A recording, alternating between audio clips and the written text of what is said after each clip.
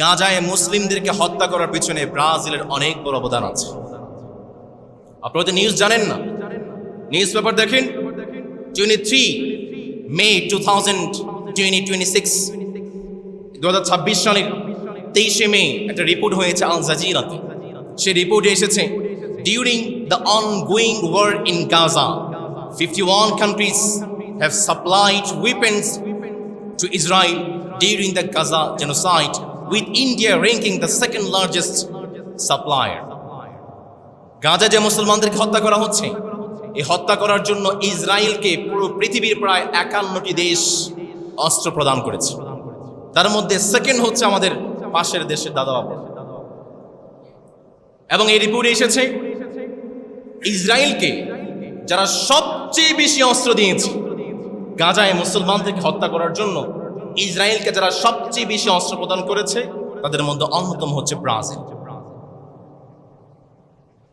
International Court of Justice warned the risk of genocide in Gaza. আন্তর্জাতিক court তারা যখন পুরো বিশ্বকে সতর্ক করেছে, গাজায় গণহত্যা চলছে, তোমরা ওয়েপেন দেওয়া, বিভিন্ন মিলিটারি অস্ত্র দেওয়া তোমরা বন্ধ করো। এরপরও এই ব্রাজিল বন্ধ করে নেই। In many cases it increased. Brazil আগের চেয়ে বেশি অস্ত্র দিতে শুরু করেছে। আরে ভাই, আপনি তো গাজার মুসলমানদের জন্য সবসময় দোয়া করেন। যখন গাজার মুসলমানদের পক্ষে মিছিল দেওয়া হয়, আপনাকে তো সবার আগে দেখা যায়। কই সেই আপনি ব্রাজিলকে আপনি সাপোর্ট করেন, সেই মানুষ যিনি গাজার জন্য আপনি সব সময় দোয়া করছেন, মিছিলের সবার আগে আপনি সেই মানুষ মুসলমানদেরকে যারা হত্যা করছে আপনি তাদেরকে সাপোর্ট করছেন। আপনার মুখের কথার সঙ্গে আপনার কাজের তো কোনো মিল নেই। যার মানে আপনি মুখে বলছেন এক, কাজে আরেক, আপনি টাটকা মুনাফিক, ঠিক না? বিশ্বকাপের রঙে রঙিন এলাকা কুমিল্লাতে 600 ফুট লম্বা ব্রাজিলের পতাকা লাগাইছে। নিজেদের নাস্তার টাকা জমাই যুবকরা নাস্তার টাকা জমি 600 ফুট ব্রাজিলের পতাকা লাগাইছে। মাগুরাতে তার আরেক ধাপ বেশি, 650 ফুট বিশাল পতাকা লাগাইছে। রংপুরে 80 ফুট লম্বা পতাকা নিয়ে তারা ব্রাজিলের জন্য বর্ণাঢ্য শোভাযাত্রা তারা মিছিল তারা করছে। তার মানে তার কত ভালোবাসা, কত আবেগ। দেখা যায় যখন এই বিশ্বকাপ খেলাগুলো আসে, মেসি যেমন কাপড় পরে, মেসি যে জার্সি পরবে, যে আর্জেন্টিনার সাপোর্টার যে মেসিকে সাপোর্ট করে সে তেমন জার্সি কিনে। ব্রাজিলের নেইমার যেমন জার্সি পরে, যে ব্রাজিলের সাপোর্টার যে নেইমারের সাপোর্টার সে তেমন জার্সি কিনে। আপনারা কি আমার কথাগুলো বুঝতে পারছেন? কান লাগায় শোনেন। যখন খেলাগুলো শুরু হয়ে যায়, ফর এক্সাম্পল আমি ব্রাজিলকে সাপোর্ট করি, আমার দল জিততে পারে নাই। বাংলাদেশে এমনও নজির আছে, দল জিতে নাই এই জন্য ট্রাক থেকে লাফাই আত্মহত্যা করছে। বাংলাদেশে এমনও নজির আছে, আমি ব্রাজিল আপনি আর্জেন্টিনা, আপনি কেন জিতলেন? আমি ব্রাজিল আর্জেন্টিনার পেটের মধ্যে ছুরি ঢুকিয়ে তাকে মেরে ফেলেছি। কি ইমোশন! মুসলমানদের ইমোশন কি এতটাই সস্তা? মুসলমানদের আবেগ কি এতটাই সস্তা? আরে বোকা, আমরা মুসলমানরা এই আবেগ, মুসলমানদের এই অনুভূতি, এই ইমোশনকে কাজে লাগিয়ে আমরা বদর, উহুদ, তাবুক এবং খন্দকের যুদ্ধে আমরা বিজয় লাভ করেছি। মুসলমানদের ইমোশন এত সস্তা নয়। আপনি আমাদের ইমোশনটাকে এভাবে মাটির নিচে ফেলে দিতে পারলেন? একটা প্রশ্ন করি আমার ভাইয়েরা, আমি জানি এখানে অনেক ভাইরা আছেন যারা ব্রাজিলকে সাপোর্ট করেন, আর্জেন্টিনাকে সাপোর্ট করেন, জার্মানকে সাপোর্ট করেন, ফ্রান্সকে সাপোর্ট করেন। এমন ভাইকে আমাদের মসজিদে নাই? একটা প্রশ্ন আপনাদেরকে করি, বিবেকের মধ্যে প্রশ্ন রাখবেন। এই যে আপনি ব্রাজিলকে সাপোর্ট করছেন, আর্জেন্টিনাকে সাপোর্ট করছেন, এই ব্রাজিল এই আর্জেন্টিনা আপনার দেশ, আপনার জীবন, আপনার পরিবারের জন্য কি অবদান রেখেছে? বাদ দেন আপনার পরিবার, বাদ দেন আপনার দেশ, বাদ দেন আপনার নিজের ব্যক্তিত্ব, বাদ দেন আপনার মুসলিম জাতির জন্য এই দেশগুলো কি করেছে? কি অবদান আছে? আছে, অবদান আছে। আপনি হয়তো জানেন অবদান আছে, ব্রাজিলের অবদান তো আছে। কি অবদান জানেন? গাজায় মুসলিমদেরকে হত্যা করার পিছনে ব্রাজিলের অনেক বড় অবদান আছে। আপনি হয়তো নিউজ জানেন না, নিউজ পেপার দেখেন। 23 মে 2026 সালের 23 মে একটা রিপোর্ট হয়েছে আল জাজিরাতে। সে রিপোর্টে এসেছে, during the ongoing war in Gaza 51 countries have supplied weapons to Israel during the Gaza genocide, with India ranking the second largest supplier. Gaza যে মুসলমানদেরকে হত্যা করা হচ্ছে, এই হত্যা করার জন্য ইসরায়েলকে পুরো পৃথিবীর প্রায় 51টি দেশ অস্ত্র প্রদান করেছে। তার মধ্যে সেকেন্ড হচ্ছে আমাদের পাশের দেশের দাদা বাবা। এবং এই রিপোর্টে এসেছে, ইসরায়েলকে যারা সবচেয়ে বেশি অস্ত্র দিয়েছে গাজায় মুসলমানদেরকে হত্যা করার জন্য, ইসরায়েলকে যারা সবচেয়ে বেশি অস্ত্র প্রদান করেছে তাদের মধ্যে অন্যতম হচ্ছে Brazil. International Court of Justice warned the risk of genocide in Gaza. আন্তর্জাতিক কোর্ট তারা যখন পুরো বিশ্বকে সতর্ক করেছে, গাজায় গণহত্যা চলছে, তোমরা ওয়েপেন দেওয়া, বিভিন্ন মিলিটারি অস্ত্র দেওয়া তোমরা বন্ধ করো। এরপরও এই ব্রাজিল বন্ধ করে নেই। In many cases it increased. Brazil আগের চেয়ে বেশি অস্ত্র দিতে শুরু করেছে। আরে ভাই, আপনি তো গাজার মুসলমানদের জন্য সবসময় দোয়া করেন। যখন গাজার মুসলমানদের পক্ষে মিছিল দেওয়া হয়, আপনাকে তো সবার আগে দেখা যায়। কই সেই আপনি ব্রাজিলকে আপনি সাপোর্ট করেন, সেই মানুষ যিনি গাজার জন্য আপনি সব সময় দোয়া করছেন মিছিলের সবার আগে, আপনি সেই মানুষ মুসলমানদেরকে যারা হত্যা করছে আপনি তাদেরকে সাপোর্ট করছেন। আপনার মুখের কথার সঙ্গে আপনার কাজের তো কোনো মিল নেই। যার মানে আপনি মুখে বলছেন এক, কাজে আরেক, আপনি টাটকা মুনাফিক, ঠিক না? ইহুদিরা যেভাবে আমাদের ইমোশনসকে কন্ট্রোল করেছে, ঠিক একইভাবে তারা আমাদের ব্যক্তিত্ব, তারা আমাদের প্রাইভেসি সবকিছু তারা কন্ট্রোল নিয়ে ফেলেছে। তারা মুসলমানদের প্রত্যেকটা মুভমেন্টকে তারা ফলো করছে। আপনি ফেসবুকে কি দেখবেন, তারা আপনাকে ঠিক করে দেয়। আপনি ইউটিউবে কি দেখবেন, তারা আপনাকে ঠিক করে দেয়। আপনি কিন্তু ঠিক করতে পারেন না। আপনি একটা ফোন চালান, আপনার একটা অ্যান্ড্রয়েড ফোন আছে, অ্যান্ড্রয়েড ফোনের মধ্যে বিভিন্ন অ্যাপস আছে, ইমো অ্যাপস আছে, হোয়াটসঅ্যাপ অ্যাপস আছে, বিভিন্ন অ্যাপস আছে না নেই? এই অ্যাপসগুলোর মাধ্যমে প্রতিটা পদে পদে আপনাকে তারা ফলো করছে। আপনি আপনার ফোনটা ওয়াশরুমে নিয়ে যাচ্ছেন, আপনি ওয়াশরুমে গিয়ে কি করছেন, প্রত্যেকটা সেকেন্ডকে তারা রেকর্ড করে নিচ্ছে।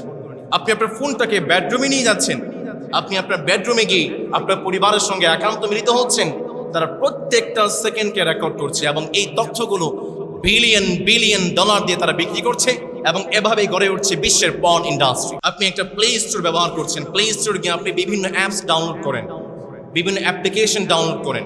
আপনি প্লে স্টোরে গিয়েছেন, প্লে স্টোরে যাওয়ার পরে দেখলেন একটা অ্যাপসের নাম পবিত্র কোরআন অফলাইন পড়া। তার মানে একটা অ্যাপস যেটা আপনি আপনার ফোনে ইন্টারনেট না থাকলেও আপনি পড়তে পারবেন। এমন যদি একটা অ্যাপস কোনো একজন মুসলমান দেখে, স্বাভাবিকভাবেই সে চিন্তা করবে, আচ্ছা অ্যাপসটা আমি ডাউনলোড করি, হয়তো আমি প্র্যাকটিসিং মুসলমান না, 5 ওয়াক্ত নামাজও পড়ি না, অ্যাপসটা ডাউনলোড করে রাখি, কোনো একটা সময় যদি সুযোগ পাই, একটা হরফও যদি পড়তে পারি, সব আছে না নাই? একজন মুসলমান সে চিন্তা করবে অ্যাপসটা ডাউনলোড করে রাখি। আপনি নিচে যাবেন, পবিত্র কোরআন অফলাইন পড়া, নিচে যাবেন, নিচে গিয়ে দেখবেন based on Israel Tel Aviv. তার মানে এই অ্যাপটা বানাইছে ইসরায়েলের ইহুদিরা। খোমেনিকে যখন শহীদ করা হয় তখন নিউজ এসেছিল ইরানের খোমেনি, নিউজ এসেছিল খোমেনিকে কিভাবে তারা ট্র্যাক করেছে, খোমেনির লোকেশন তারা কিভাবে ট্র্যাক করতে পারলো। সর্বশেষ রিসার্চ এসেছে খোমেনির ফোনে তারা এমন একটা অ্যাপস ডাউনলোড করে দিয়েছিলেন যে অ্যাপসের মাধ্যমে তারা লোকেশনগুলো ট্র্যাক করেছে।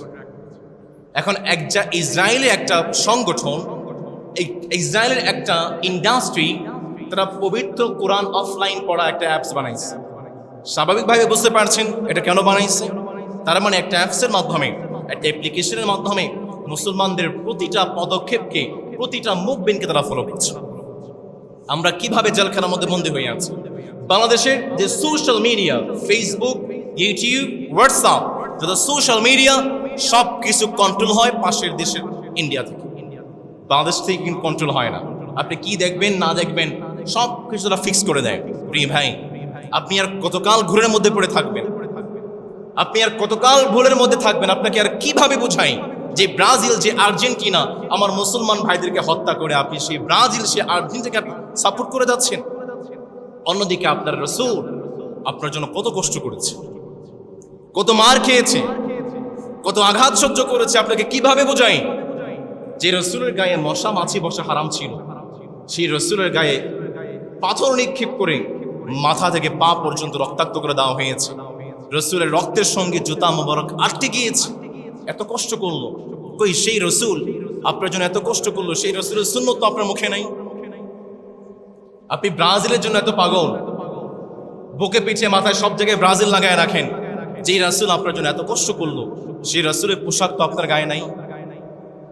যে রাসূল আপনার জন্য এত কষ্ট করলো, সেই রাসূলের ব্যবহার তো আপনার মুখে নাই।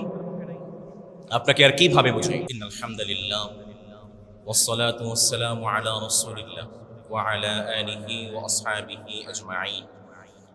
أما بعد فأعوذ بالله من الشيطان الرجيم. بسم الله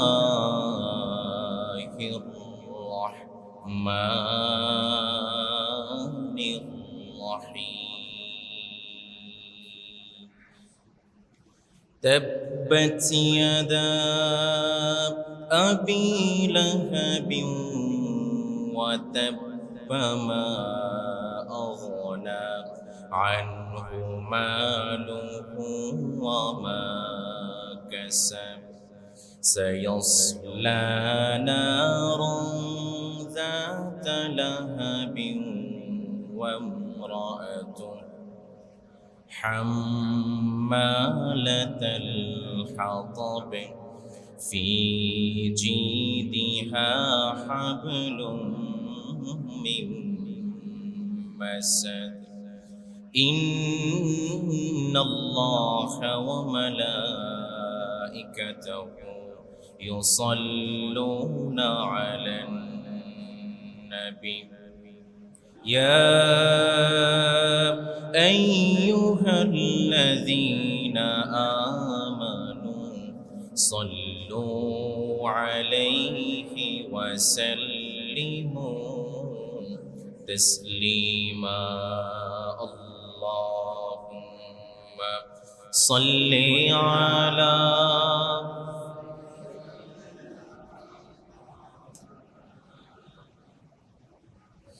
وعلى آل سيدنا.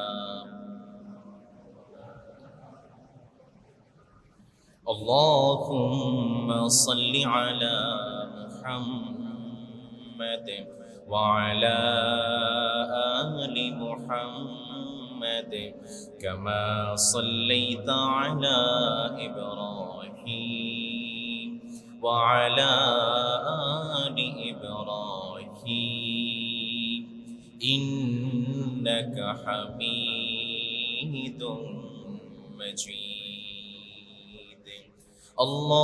اللهم بارك على محمد وعلى آل محمد كما باركت على إبراهيم وعلى آل إبراهيم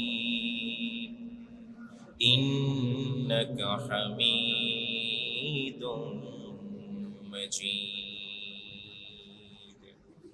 সম্মানিত মুসলিমবৃন্দ, আপনারা সবাই কেমন আছেন? আলহামদুলিল্লাহ, আমিও ভালো আছি।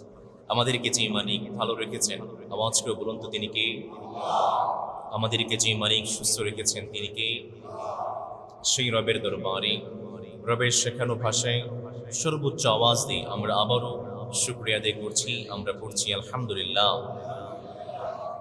দরুদুস সালাম আমাদের প্রিয় নবী মুহাম্মদুর রাসূলুল্লাহ সাল্লাল্লাহু আলাইহি ওয়াসাল্লামের প্রতি, যাকে আল্লাহ তাআলা রাহমাতুল লিল আলামিন, সরদারে দু জাহান, শফিউল মুযনিবিন করে পাঠিয়েছেন। আমরা আবারও পড়ছি সাল্লাল্লাহু আলাইহি ওয়াসাল্লাম। সম্মানিত মুসলিমবৃন্দ, আমরা আমাদের ধারাবাহিক আলোচনা শুরু করেছিলাম Mujtaba series, the biography of our prophet Muhammad সাল্লাল্লাহু, নবী করিম সাল্লাল্লাহু আলাইহি ওয়াসাল্লামের জীবনী আমরা আলোচনা শুরু করেছিলাম। এরই ধারাবাহিকতায় আমরা 14তম পর্ব শেষ করেছি। আজকে আমাদের 15তম পর্ব। আজকের আলোচনায় আমরা ইসলামের অন্যতম একজন দুশমন নবী করিম সাল্লাল্লাহু আলাইহি ওয়াসাল্লামকে যে মানুষটা খুব বেশি কষ্ট দিয়েছে, নবীজির খুব কাছের মানুষ, আবার নবীজিকে কষ্ট দিয়েছে বেশি, তার নাম হচ্ছে আবু লাহাব। আমরা আবু লাহাবের জীবন সম্পর্কে জানতে চাই। আবু লাহাব কে ছিলেন, তিনি কিভাবে আমার রাসূলকে কষ্ট দিয়েছেন এবং তার শেষ বিদায়টা কিভাবে হয়েছে, আমরা আবু লাহাব সম্পর্কে আজকে জানতে চাই। সম্মানিত প্রিয় ভাইয়েরা, আবু লাহাব তিনি ছিলেন আব্দুল মুত্তালিবের অন্যতম একজন ছেলে। আব্দুল মুত্তালিব তিনি ছিলেন নবী করিম সাল্লাল্লাহু আলাইহি ওয়াসাল্লামের দাদা। তার মানে এই দিক থেকে আবু লাহাব নবী করিম সাল্লাল্লাহু আলাইহি ওয়াসাল্লামের আপন চাচা। আবু লাহাবের মূল নাম হচ্ছে আব্দুল উজ্জা। তিনি সুন্দর ছিলেন, গৌরবর্ণের ছিলেন, চেহারা অত্যন্ত সুন্দর ছিল, এই জন্য তাকে বলা হতো আবু লাহাব। আবু লাহাব অর্থ হচ্ছে অগ্নিস্ফুলিঙ্গ। যেহেতু তিনি সুন্দর ছিলেন, এই জন্য আরবের মানুষ তাকে ডাকতো আবু লাহাব বলে। এবং এই আবু লাহাব নামের মধ্যেও আল্লাহ তাআলার একটা বিশেষ হিকমত আছে। তিনি যে জাহান্নামী হবে, জাহান্নামীর এই দুঃসংবাদটা আল্লাহ তাআলা তার নামের মধ্যে ঢুকিয়ে দিয়েছিলেন।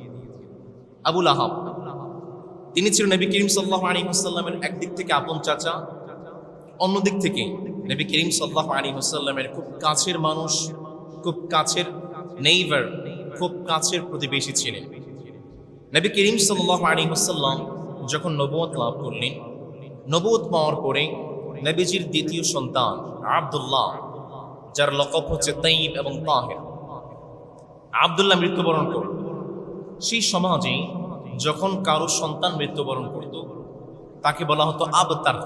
আবতার মানে হচ্ছে ল্যাজ কাটা, নির্বংশ, যার কোনো বংশ নাই।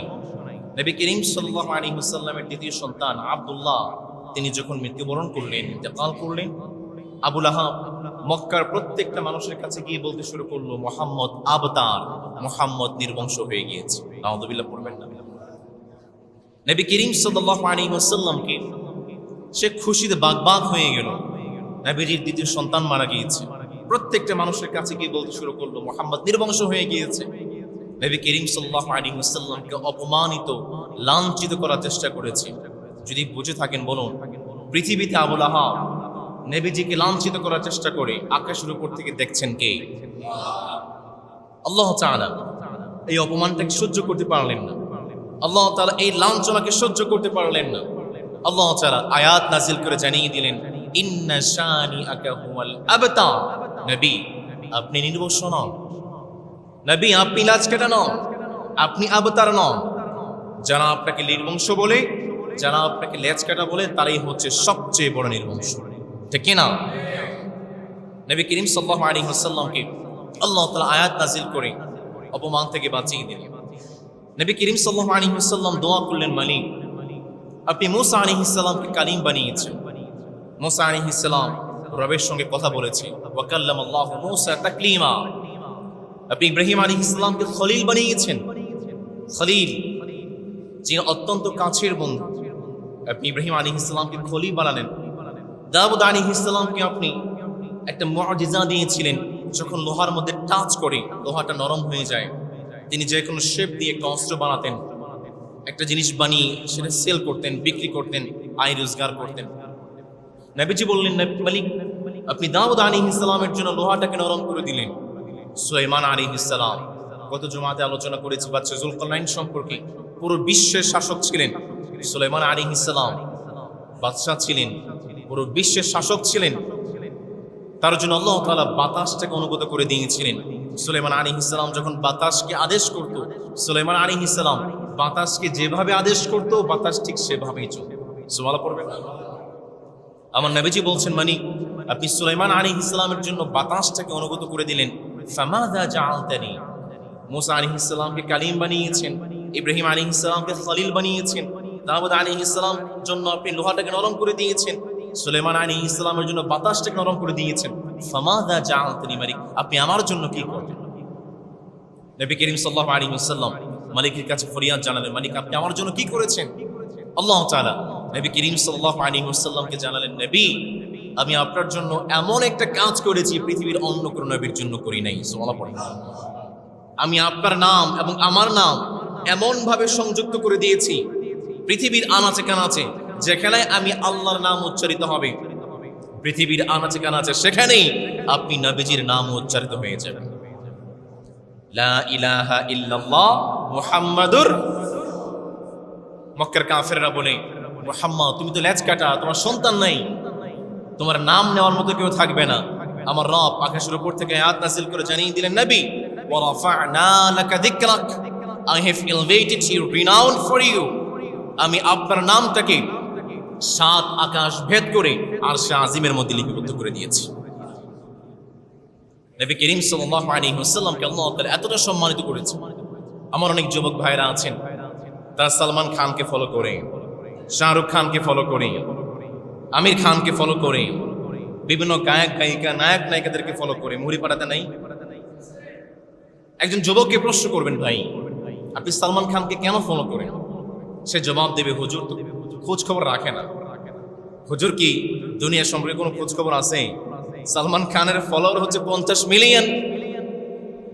যুবককে প্রশ্ন করেন, ভাই আপনি শাহরুখ খানকে কেন ফলো করেন? যুবক জবাব দেবে, হুজুরের কোনো তাল আছে?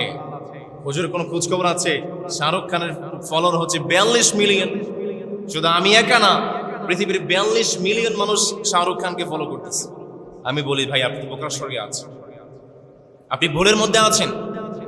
পৃথিবীতে একজন মহামানব, একজন মনীষী, একজন মানুষ যার ফেসবুকে কোনো অ্যাকাউন্ট নাই, যার ইউটিউবে কোনো অ্যাকাউন্ট নাই, হোয়াটসঅ্যাপে কোনো অ্যাকাউন্ট নাই, টুইটারে কোনো অ্যাকাউন্ট নাই, ইমোতে কোনো অ্যাকাউন্ট নাই, ভাইবারে কোনো অ্যাকাউন্ট নাই, এরপরও পৃথিবীর প্রায় 200 মিলিয়ন মানুষ, 200 কোটি মানুষ এই মানুষটাকে ফলো করছে। আল্লাহু আকবার। নবী করিম সাল্লাল্লাহু আলাইহি ওয়াসাল্লামকে আবু লাহাব চেয়েছিল কিভাবে আল্লাহর রাসূলকে অপমানিত করা যায়, কিভাবে আল্লাহর রাসূলকে লাঞ্ছিত করা যায়। এরই ধারাবাহিকতায় আবু লাহাব সবসময় নবীজির পিছন পিছন লেগে থাকতো। নবীজি কোথায় যায়, নবীজি কার কাছে গিয়ে ইসলামের দাওয়াত দেয়, নবীজি কার কাছে গিয়ে কালেমার দাওয়াত দেয়, আবু লাহাব সেইখানেই পিছন পিছন লেগে থাকতো। নবীজি যখন কোন একজন মানুষকে কালেমার দাওয়াত দিচ্ছেন, আবু লাহাব সেই মানুষটাকে গালাগাল করে লাঠি দিয়ে পিটিয়ে পিটিয়ে নবীজি থেকে দূর করে দিত। আবু লাহাব সবসময় নবীজির পিছন পিছন লেগে থাকতো, নবীজির দোষগুলো ধরার চেষ্টা করত। আবু লাহাব আল্লাহর রাসূলকে কিভাবে কিভাবে কষ্ট দিয়েছেন তার একটা ফিরিস্তি আপনাদেরকে শোনাই। আমার রাসূল ইসলামের প্রথম যুগে 3-3টা বছর, একদিন নয়, 2 দিন নয়, 1 মাস নয়, 2 মাস নয়, 3-3টা বছর নবীজি গোপনে গোপনে ইসলামের দাওয়াত দিয়েছে। এই 3-3টা বছরে গোপনে গোপনে দাওয়াত দিয়ে মাত্র 130 জন মানুষকে তিনি কালেমার দাওয়াত দিতে পেরেছিলেন। এই 3-3টা বছরে মাত্র 130 জন মানুষ কালেমা পড়ে মুসলমান হয়েছে।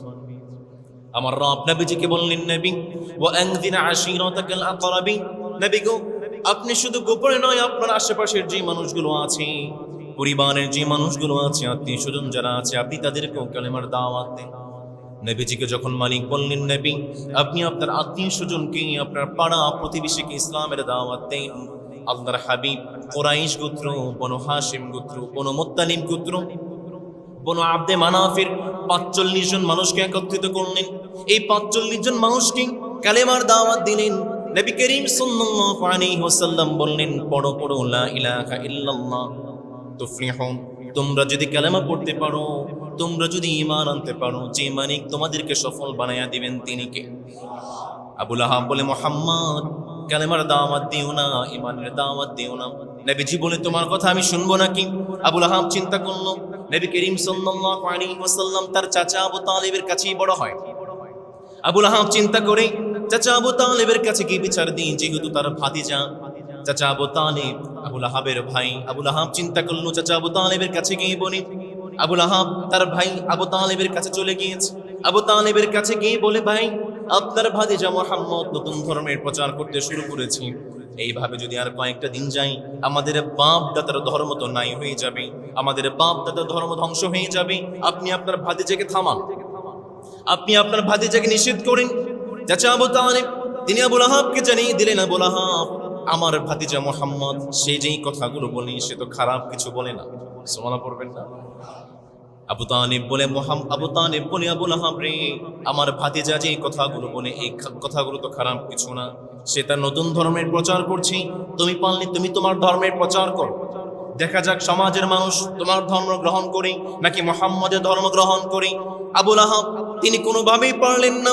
আবু তালিব নবী করিম সাল্লাল্লাহু আলাইহি ওয়াসাল্লামকে মৃত্যুর আগ পর্যন্ত শেল্টার দিয়েছেন, সহযোগিতা করেছেন।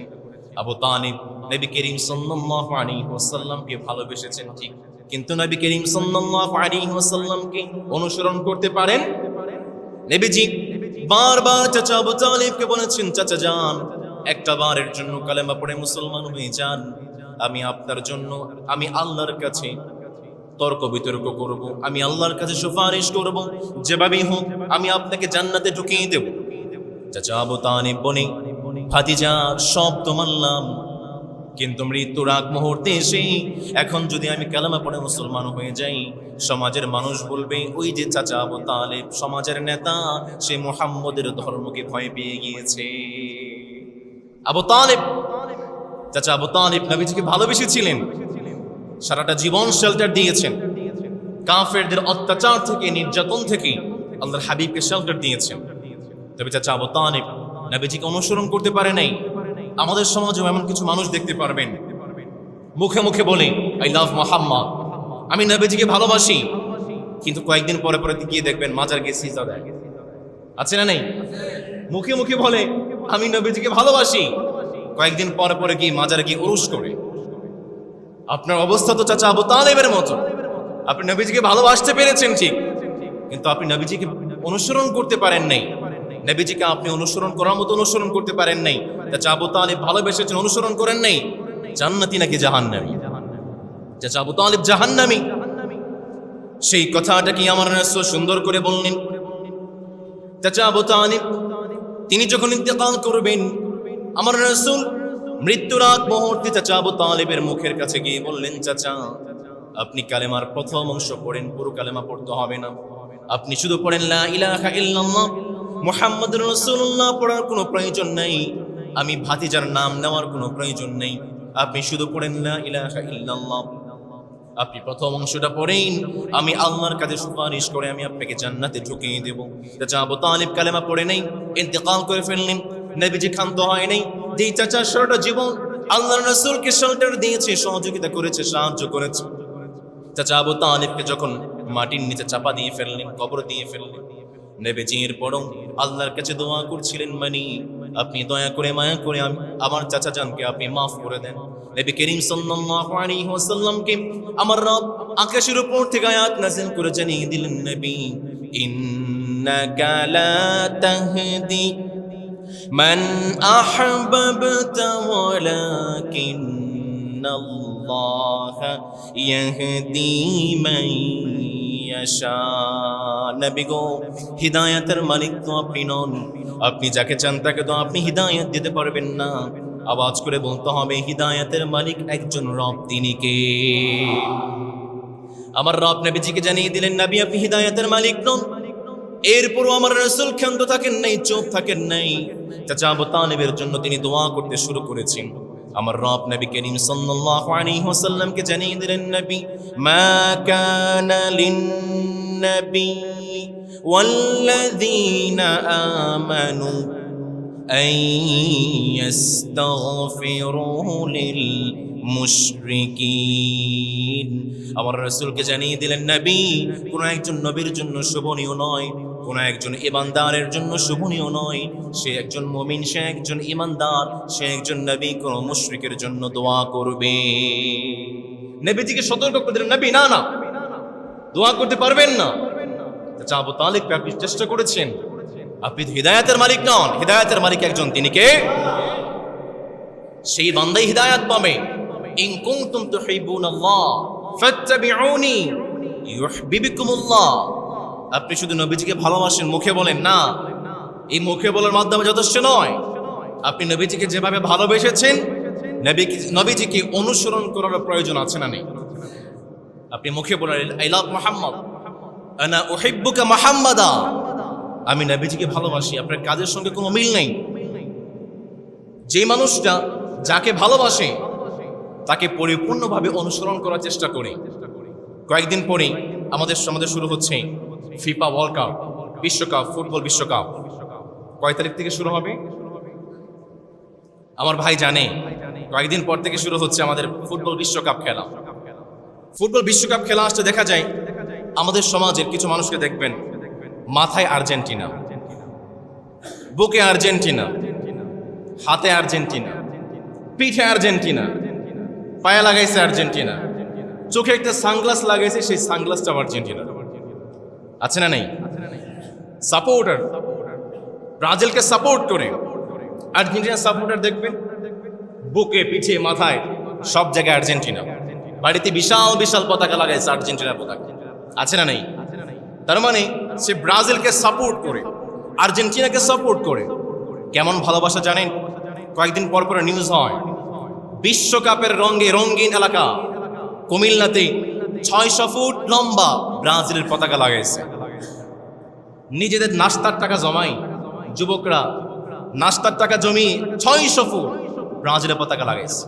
মাগুরাতে তার আরেক ধাপ বেশি, 650 ফুট বিশাল পতাকা লাগাইছে।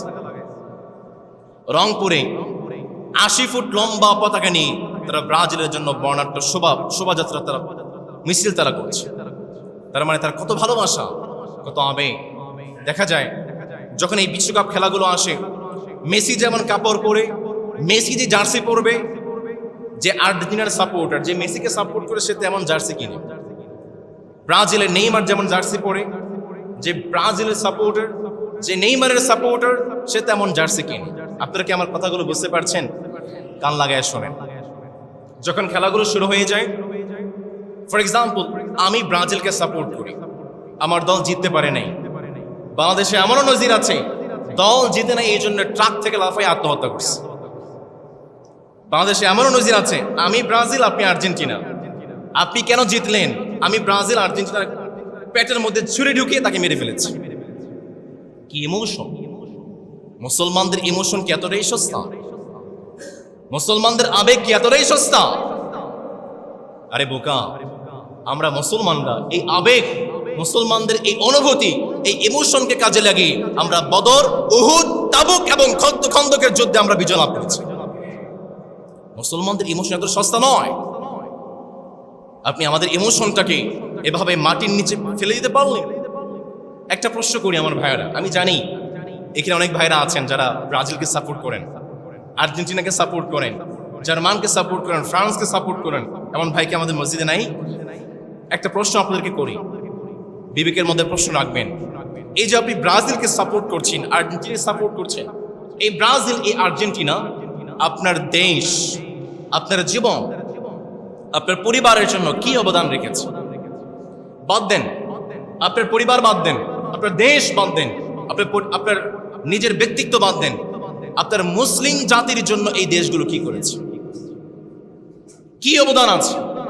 আছে অবদান আছে। আপনি হয়তো জানেন অবদান আছে, ব্রাজিলের অবদান তো আছে। কি অবদান জানেন?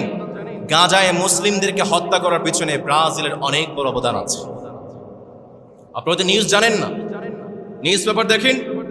23 মে 2026 সালের 23 মে একটা রিপোর্ট হয়েছে আল জাজিরাতে। সে রিপোর্টে এসেছে, during the ongoing war in Gaza 51 countries have supplied weapons to Israel during the Gaza genocide, with India ranking the second largest supplier. Gaza যে মুসলমানদেরকে হত্যা করা হচ্ছে, এই হত্যা করার জন্য ইসরায়েলকে পুরো পৃথিবীর প্রায় 51টি দেশ অস্ত্র প্রদান করেছে। তার মধ্যে সেকেন্ড হচ্ছে আমাদের পাশের দেশের দাদাবাবু। এবং এই রিপোর্টে এসেছে ইসরায়েলকে যারা সবচেয়ে বেশি অস্ত্র দিয়েছে গাজায় মুসলমানদেরকে হত্যা করার জন্য, ইসরায়েলকে যারা সবচেয়ে বেশি অস্ত্র প্রদান করেছে তাদের মধ্যে অন্যতম হচ্ছে Brazil. International Court of Justice warned the risk of genocide in Gaza. আন্তর্জাতিক কোর্ট তারা যখন পুরো বিশ্বকে সতর্ক করেছে গাজায় গণহত্যা চলছে, তোমরা ওয়েপেন দেওয়া, বিভিন্ন মিলিটারি অস্ত্র দেওয়া তোমরা বন্ধ করো। এরপরও এই ব্রাজিল বন্ধ করে নেই। In many cases it increased. Brazil আগের চেয়ে বেশি অস্ত্র দিতে শুরু করেছে। আরে ভাই, আপনি তো গাজার মুসলমানদের জন্য সবসময় দোয়া করেন। যখন গাজার মুসলমানদের পক্ষে মিছিল দেওয়া হয় আপনাকে তো সবার আগে দেখা যায়। কই সেই আপনি ব্রাজিলকে আপনি সাপোর্ট করেন, সেই মানুষ যিনি গাজার জন্য আপনি সব সময় দোয়া করছেন মিছিলের সবার আগে, আপনি সেই মানুষ মুসলমানদেরকে যারা হত্যা করছে আপনি তাদেরকে সাপোর্ট করছেন। আপনার মুখের কথার সঙ্গে আপনার কাজের তো কোনো মিল নেই। যার মানে আপনি মুখে বলছেন এক, কাজে আরেক, আপনি টাটকা মুনাফিক, ঠিক না? আর ভাইয়ারা, আর কিভাবে আপনাকে বোঝাই? ইহুদিরা তারা আমাদের ইমোশনসকে কন্ট্রোল করে ফেলেছে। এমন কিছু তথ্য আপনাদেরকে দিয়ে যায় যে তথ্যগুলো আপনারা সব জায়গায় পারবেন না। ইহুদিরা যেভাবে আমাদের ইমোশনসকে কন্ট্রোল করেছে ঠিক একইভাবে তারা আমাদের ব্যক্তিত্ব, তারা আমাদের প্রাইভেসি সব কিছু তারা কন্ট্রোল নিয়ে ফেলেছে। দেখেন কিভাবে কন্ট্রোল করেছে। ইহুদিরা বা অমুসলিমরা যারা আমাদের শত্রু আছে, মুসলিমদের যারা শত্রু, তারা মুসলমানদের প্রত্যেকটা মুভমেন্টকে তারা ফলো করছে। আপনি ফেসবুকে কি দেখবেন তারা আপনাকে ঠিক করে দেয়, আপনি ইউটিউবে কি দেখবেন তারা আপনাকে ঠিক করে দেয়। আপনি কিন্তু ঠিক করতে পারেন না। আপনি একটা ফোন চালান, আপনার একটা অ্যান্ড্রয়েড ফোন আছে, অ্যান্ড্রয়েড ফোনের মধ্যে বিভিন্ন অ্যাপস আছে, ইমো অ্যাপস আছে, হোয়াটসঅ্যাপ অ্যাপস আছে, বিভিন্ন অ্যাপস আছে না নেই? এই অ্যাপসগুলোর মাধ্যমে প্রতিটা পদে পদে আপনাকে তারা ফলো করছে। আপনি আপনার ফোনটা ওয়াশরুমে নিয়ে যাচ্ছেন, আপনি ওয়াশরুমে গিয়ে কি করছেন প্রত্যেকটা সেকেন্ডকে তারা রেকর্ড করে নিচ্ছে। আপনি আপনার ফোনটাকে বেডরুমে নিয়ে যাচ্ছেন, আপনি আপনার বেডরুমে গিয়ে আপনার পরিবারের সঙ্গে একান্ত মিলিত হচ্ছেন, তারা প্রত্যেকটা সেকেন্ডকে রেকর্ড করছে এবং এই তথ্যগুলো বিলিয়ন বিলিয়ন ডলার দিয়ে তারা বিক্রি করছে এবং এভাবেই গড়ে উঠছে বিশ্বের পর্ন ইন্ডাস্ট্রি। কল্পনা করা যায়? আপনি একটা ফোন ইউজ করছেন, ফর এক্সাম্পল আপনি একটা প্লে স্টোর ব্যবহার করছেন, প্লে স্টোর গিয়ে আপনি বিভিন্ন অ্যাপস ডাউনলোড করেন, বিভিন্ন অ্যাপ্লিকেশন ডাউনলোড করেন। আপনি প্লে স্টোরে গিয়েছেন, প্লে স্টোরে যাওয়ার পরে দেখলেন একটা অ্যাপসের নাম পবিত্র কোরআন অফলাইন পড়া। তার মানে একটা অ্যাপস যেটা আপনি আপনার ফোনে ইন্টারনেট না থাকলেও আপনি পড়তে পারবেন। এমন যদি একটা অ্যাপস কোন একজন মুসলমান দেখে, স্বাভাবিকভাবেই সে চিন্তা করবে আচ্ছা অ্যাপসটা আমি ডাউনলোড করি, হয়তো আমি প্র্যাকটিসিং মুসলমান না, 5 ওয়াক্ত নামাজও পড়ি না, অ্যাপসটা ডাউনলোড করে রাখি, কোনো একটা সময় যদি সুযোগ পাই একটা হরফও যদি পড়তে পারি সব আছে না নাই? একজন মুসলমান সে চিন্তা করবে অ্যাপসটা ডাউনলোড করে রাখি। আপনি নিচে যাবেন, পবিত্র কোরআন অফলাইন পড়া, নিচে যাবেন, নিচে গিয়ে দেখবেন based on Israel Tel Aviv. তার মানে এই অ্যাপটা বানাইছে ইসরায়েলের ইহুদিরা। তার মানে আপনি অবশ্যই হয়তো মনে আছে আপনাদের, খোমেনিকে যখন শহীদ করা হয় তখন নিউজ এসেছিল ইরানের খোমেনি, নিউজ এসেছিল খোমেনিকে কিভাবে তারা ট্র্যাক করেছে, খোমেনির লোকেশন তারা কিভাবে ট্র্যাক করতে পারলো। সর্বশেষ রিসার্চ এসেছে খোমেনির ফোনে তার এমন একটা অ্যাপস ডাউনলোড করে দিয়েছিলেন যে অ্যাপসের মাধ্যমে তারা লোকেশনগুলো ট্র্যাক করেছে। এখন ইসরায়েলের একটা সংগঠন, ইসরায়েলের একটা ইন্ডাস্ট্রি, তারা পবিত্র কোরআন অফলাইন পড়া একটা অ্যাপস বানাইছে। স্বাভাবিকভাবে বুঝতে পারছেন এটা কেন বানাইছে। তার মানে একটা অ্যাপসের মাধ্যমে, একটা অ্যাপ্লিকেশনের মাধ্যমে মুসলমানদের প্রতিটা পদক্ষেপকে, প্রতিটা মুভমেন্টকে তারা ফলো করছে। আমরা কিভাবে জেলখানার মধ্যে বন্দী হয়ে আছি। বাংলাদেশের যে social media, Facebook, YouTube, WhatsApp, যত সোশ্যাল মিডিয়া সব কিছু কন্ট্রোল হয় পাশের দেশের ইন্ডিয়া থেকে, বাংলাদেশ থেকে কিন্তু কন্ট্রোল হয় না। আপনি কি দেখবেন না দেখবেন সব কিছু তারা ফিক্স করে দেয়। প্রিয় ভাই, আপনি আর কতকাল ঘুরের মধ্যে পড়ে থাকবেন? আপনি আর কতকাল ভুলের মধ্যে থাকবেন? আপনাকে আর কিভাবে বোঝাই যে ব্রাজিল, যে আর্জেন্টিনা আমার মুসলমান ভাইদেরকে হত্যা করে আপনি সেই ব্রাজিল, সে আর্জেন্টিনাকে আপনি সাপোর্ট করে যাচ্ছেন।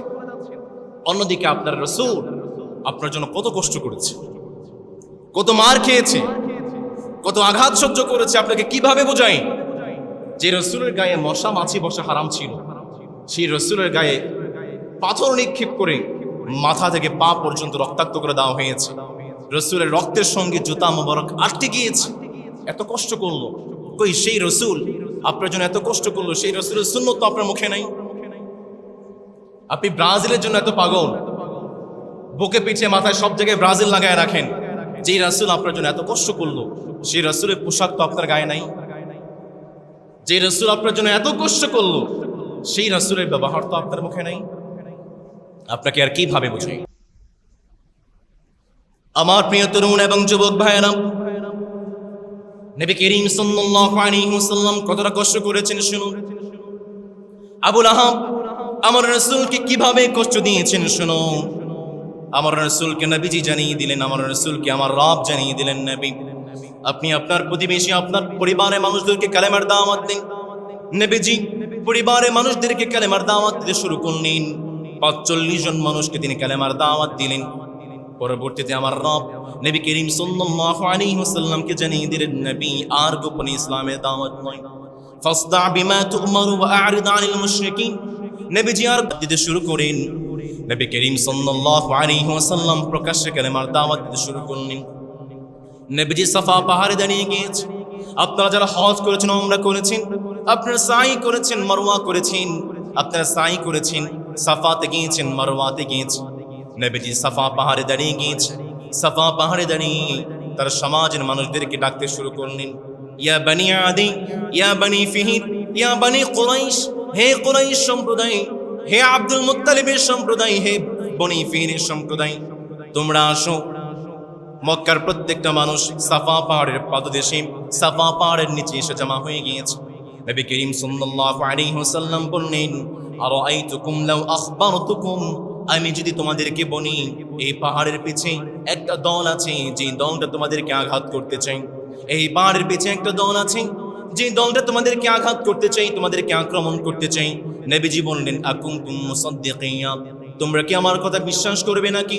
মক্কার প্রত্যেকটা কাফের বলে, কুরাইশের প্রত্যেকটা কাফের বলে, মুহাম্মদ জন্মের পর থেকে আজ পর্যন্ত কখনো তোমাকে মিথ্যা বলতে শুনি নাই। জন্মের পর থেকে আজ পর্যন্ত কখনো তোমাকে বাজে কোনো কথা বলতে শুনি নাই। তুমি যখন বলেছো, তুমি তো সত্যই বলেছো। নবী করিম সাল্লাল্লাহু আলাইহি ওয়াসাল্লাম বললেন, শোনো শোনো, তোমাদেরকে আমি সতর্ক করতে চাই, তোমরা যদি কালেমা না পড়ো, তোমরা যদি ঈমান না আনো, তাহলে তোমাদেরকে জাহান্নামে যেতে হবে, আগুনে জ্বলতে হবে। জাহান্নামে সেই কঠিন আগুনে তোমাদেরকে জ্বলতে হবে। আবু লাহাব যখন শুনতে পেয়েছে নবী করিম সাল্লাল্লাহু আলাইহি ওয়াসাল্লাম সমাজের মানুষকে কালেমা দাওয়াত দিয়েছেন, আবু লাহাব বলে, মা জামাআতানা ইল্লা লিহাদা, মুহাম্মদ তুমি কি আমাদেরকে এই কথা বলার জন্য একত্রিত করেছো নাকি? তাব্বান লাকা ইয়া মুহাম্মদ। আবু লাহাব একটা পাথর হাতে নিয়ে নবীজির গায়ের দিকে, নবীজির শরীরের দিকে নিক্ষেপ করেছে। আর নবীজির শরীরের দিকে নিক্ষেপ করা মাত্র নবীজির মাথার মধ্যে লেগে নবীজির মাথাটা ফেটে ফিনকি দিয়ে রক্ত বের হয়ে গিয়েছে। নবী করিম সাল্লাল্লাহু আলাইহি ওয়াসাল্লাম যখন প্রত্যেকটা মানুষকে কালেমার দাওয়াত দিয়েছেন, প্রথমেই কিন্তু নিজ পরিবার, নিজের আপন চাচা, নিজের আপন প্রতিবেশীর কাছ থেকে তিনি বাধাগ্রস্ত হয়েছে। আমার প্রিয় তরুণ এবং যুবক ভাইয়েরা, আমার মুসলমান ভাইয়েরা, আপনি যখন কোনো একটা ভালো কাজ করতে চাইবেন, আপনার এলাকার মানুষ, আপনার পাড়া প্রতিবেশী, আপনার পরিবারের মানুষ, আপনার ভাই বোন আপনাকে বাধা দিতে শুরু করবে। যেমনটা আমার রাসূলকে করেছে। আমার রাসূলকে আবু লাহাব একটা পাথর নিক্ষেপ করে রক্তাক্ত করে ফেলেছে। এখানেই শেষ নয়, আমার রাসূল একজন বাবা ছিলেন। আমার যেই সমস্ত ভাইয়েরা যাদের মেয়ে আছে, মেয়েদের বাবারা যারা আছেন, বাবা হিসাবে মেয়েদের প্রতি আমাদের বড্ড দুর্বলতা থাকে। আমার রাসূলের দুইটা কন্যা ছিল, একজন ছিল উম্মে কুলসুম আর একজন ছিল রুকাইয়া। আবু লাহাবের দুইটা সন্তান উতবা এবং উতাইবার সঙ্গে বিয়ে হয়েছিল। বাবা হিসাবে নবীজির একটা দুর্বলতা আছে। আমাদের সমাজে দেখা যায় কোনো একটা মেয়ের যখন বিয়ে ঠিক হয়, সেই বিয়েটা যখন ভেঙে যায়, সমাজের প্রত্যেকটা মানুষকে তার জন্য জবাবদিহিতা করতে হয়। সমাজের প্রত্যেকটা মানুষ তার জন্য নাক ছিটকায়। সমাজের প্রত্যেকটা মানুষ তার বিরুদ্ধে কথা বলতে শুরু করে। আমরা তো বর্তমান আধুনিক যুগে আছি। একটাবার চিন্তা করেন, নবীজি যেই যুগে ছিলেন সেই যুগটা ছিল জাহিলিয়া যুগ। নবীজি দুইটা সন্তানের বাবা ছিলেন, একজন ছিল উম্মে কুলসুম আর একজন ছিল রুকাইয়া। আবু লাহাবের দুই সন্তান উতবা এবং উতাইবার সঙ্গে বিয়ে হয়েছিল। নবী করিম সাল্লাল্লাহু আলাইহি ওয়াসাল্লাম যখন কালেমার দাওয়াত দিতে শুরু করলেন, আবু লাহাব বাড়িতে চলে গিয়েছেন। বাড়িতে চলে গিয়ে তার দুই সন্তান উতবা এবং উতাইবাকে বলে, মুহাম্মদ তো নতুন ধর্মের প্রচার করতে শুরু করেছে। নতুন ধর্মের প্রচার করার কারণে এখনই মুহাম্মদের বাড়িতে গিয়ে তারা দুইটা মেয়েকে এখনই তালাক দিয়ে দাও। নাউযু বিল্লাহি মিন যালিক। আমার ভাইয়েরা, ফ্রি ইসলাম পেয়েছেন। বাবা মুসলমান ছিলেন, দাদা মুসলমান ছিলেন, সেই সূত্রে ইসলাম পেয়েছেন। ইসলামের মর্মটা বুঝেন না। আমার রাসূলের দুইটা মেয়ে ইসলামের জন্য তালাক খেতে হয়েছে। আমার রাসূল ইসলামের জন্য কতটা কষ্ট করেছেন। এখানে আমার ভাইয়েরা শেষ নয়, আমার রাসূল যখন চাচা আবু তালিবকে হারিয়ে ফেললেন, প্রিয়তমা স্ত্রী খাদিজা রাদিয়াল্লাহু তাআলা আনহাকেও যখন হারিয়ে ফেললেন, আমার রাসূল মনটা খারাপ করে হারাম শরীফে বসে আছে, মক্কাতে বসে আছেন। আমার কথা যদি বুঝে থাকেন বলুন তো দেখি, আমার রাসূল মক্কায় মন খারাপ করে বসে থাকে, আকাশের উপর থেকে দেখছেন কে? আমার রব জিবরিল আলাইহিস সালামকে জানিয়ে দিলেন, জিবরিল রে, আমার রাসূল মন খারাপ করে বসে আছে, আমার রাসূলকে তুমি আমার কাছে নিয়ে আসো। জিবরিল আলাইহিস সালাম নবীজির কাছে আসলেন, নবীজির কাছে এসে বললেন, নবী আপনার মন খারাপ, আপনার রব আপনাকে সুসংবাদ পাঠিয়েছে যেন আপনাকে মিরাজে ডেকে নিয়ে যাই। নবীজি মিরাজে চলে গেলেন, মিরাজ থেকে আসলেন। মিরাজ থেকে আসার পরে নবীজিকে গৃহবন্দী করে ফেলা হয়েছে, নজরবন্দী করে ফেলা হয়েছে।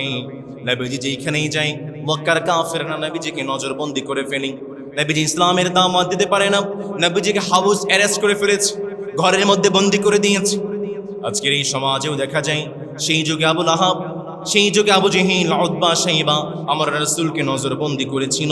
আজকের এই সমাজেও দেখা যায় আবু লাহাব, উতবা, শাইবা, আবু জেহেলের কিছু উত্তরসূরিরা আজকের সমাজের দায়ীদেরকেও নজরবন্দী করতে চায়।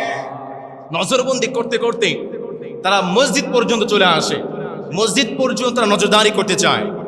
মসজিদের ইমাম, মসজিদের খতিব সাহেব কি বলে তাদের জবানটাকে আটকে ফেলতে চায়। আমি কিন্তু সবসময় বলি, একজন জালেম, একজন স্বৈরাচার, বুলেট AK-47 একটা কামানকেও ততটা বেশি ভয় পায় না একজন ইমাম, একজন দায়ী এবং একজন খতিবের প্রত্যেকটা শব্দকে যত পরিমাণ ভয় পায়।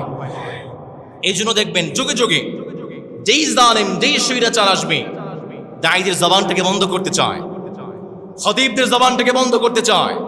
এই জন্য দেখবেন দায়ীদেরকে বিভিন্নভাবে অপকৌশল করে দায়ীদেরকে অপমানিত এবং লাঞ্ছিত করতে চায়। আছে না নেই? এইটা হচ্ছে আবু জেহেলের উত্তরসূরিদের স্বভাব, এটা হচ্ছে আবু লাহাবের উত্তরসূরিদের স্বভাব। নবী করিম সাল্লাল্লাহু আলাইহি ওয়াসাল্লামকে গৃহবন্দী করা ফেলা হয়েছে। আল্লাহর রাসূল কালেমার দাওয়াত দিতে পারছেন না। একটাবার চিন্তা করেন, আল্লাহর রাসূল কতটা কষ্ট করেছেন। নবীজি দিনের বেলা কালেমার দাওয়াত দিতে পারছেন না, নবীজি রাতের বেলা বেছে নিয়েছেন। পৃথিবীর সবাই যখন ঘুমায়া যায়, আল্লাহর রাসূল ঘুমায় না। আল্লাহর রাসূল রাত জেগে জেগে গভীর রাতে মক্কার প্রত্যেকটা মানুষের কাছে গিয়ে কালেমার দাওয়াত দেয়। কেমন নবী পেয়েছে? রাসূলকে চিনতে পারলেন না আমার ভাইয়ারা, আমার নবীজিকে চিনতে পারলেন না। পুরো পৃথিবীর প্রত্যেকটা মানুষ যখন ঘুমায়া যায়, আমার রাসূল ঘুমায় না। দিনের বেলা কালেমার দাওয়াত দিতে পারছেন না, বন্ধ রাখবেন। কালেমার দাওয়াত তো বন্ধ করা সম্ভব নয়। আমার রাসূল রাত্রিবেলা নির্বাচন করলেন, সামনে হজের সময় মক্কার প্রত্যেকটা মানুষ, প্রত্যেকটা কাফের ওলীদ ইবনে মুগীরার বাড়িতে এসেছে, মিটিং করতে শুরু করেছে। সামনে হজের মৌসুম আসতেছে, মুহাম্মদ সাল্লাল্লাহু, মক্কার প্রত্যেকটা কাফেররা তারা সিদ্ধান্ত করে ফেলল, কয়েকদিন পরে হজের মৌসুম চলে আসতেছে। এই মুহূর্তে পৃথিবীর আনাচে কানাচে থেকে মানুষ হজ আদায় করার জন্য আসবে। এই মুহূর্তে মক্কার কাফেররা তারা সিদ্ধান্ত করল, নবীজি মুহাম্মদ সে যদি মানুষকে কালেমার দাওয়াত দেয়, মুহাম্মদের কি সুন্দর জবান, মুহাম্মদের কি সুমিষ্ট ভাষা, মুহাম্মদের কি সুন্দর কোরআন তেলাওয়াত। তারা চিন্তা করলো, মক্কার কাফেররা চিন্তা করলো, পৃথিবীর আনাচে কানাচে থেকে মানুষ যারা হজ আদায় করার জন্য আসবে, তাদের কাছে যদি মুহাম্মদ কালেমার দাওয়াত দিয়ে দেয়, তারা কালেমা পড়ে মুসলমান হয়ে যাবে। এই দুর্যোগ থেকে বাঁচতে হবে। তারা চিন্তা করলো, যেই যেই গেট দিয়ে পুরো পৃথিবীর মানুষ মক্কায় প্রবেশ করবে, প্রত্যেকটা গেইটে আমরা একজন করে লোক নিয়োগ করব। এক একটা গেইটে, একটা গেইটে আবু জাহাল দাঁড়াবে, আরেকটা গেইটে উতবা দাঁড়াবে, আরেকটা গেইটে শাইবা দাঁড়াবে, আরেকটা গেইটে আবু লাহাব দাঁড়াবে। তারা চিন্তা করলো, আমরা দাঁড়িয়ে থাকবো, আর পুরো পৃথিবীর মানুষ যখন হজ আদায় করার জন্য আসবে, আমরা তাদেরকে বলবো, শোনো, মক্কায় কিন্তু একটা পাগল আছে, মক্কায় কিন্তু একটা জাদুকর আছে, ভুলেও কিন্তু তার কথা তোমরা শুনতে পারবা না। ঠিক তারা তাই করলো, প্রত্যেকটা গেইটে দাঁড়িয়ে দাঁড়িয়ে পৃথিবীর প্রত্যেকটা মানুষকে বলতে শুরু করলো, মক্কায় একটা পাগল আছে, ভুলেও কিন্তু তার কাছে যাওয়া যাবে না।